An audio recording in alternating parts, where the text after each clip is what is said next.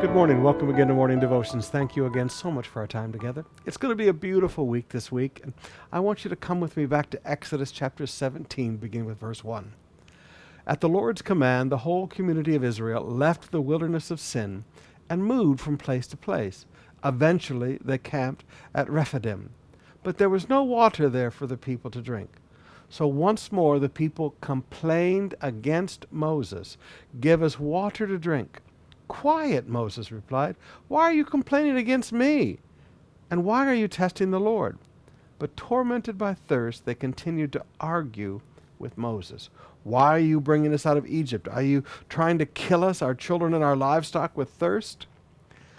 Now, I want to talk to those of you in leadership today. You see, one of the principles that you learn in leadership is that when people have a need, they take it out on the leaders.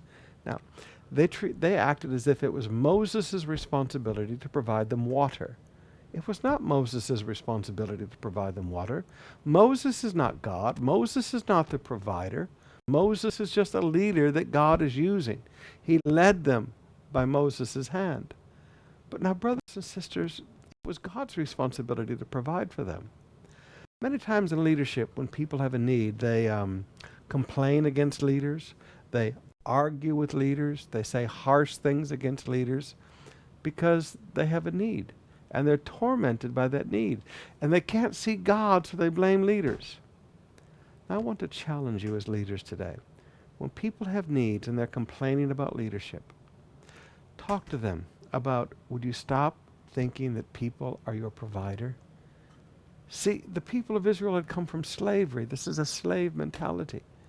And sometimes when people come out of the slavery of sin, they have that same mentality that it is a leader's job to provide for them. And it's not. It is God's job. So as leaders, when the people begin to complain because of their needs, tell them, get your eyes off people. It's not the role of a human leader to provide for you.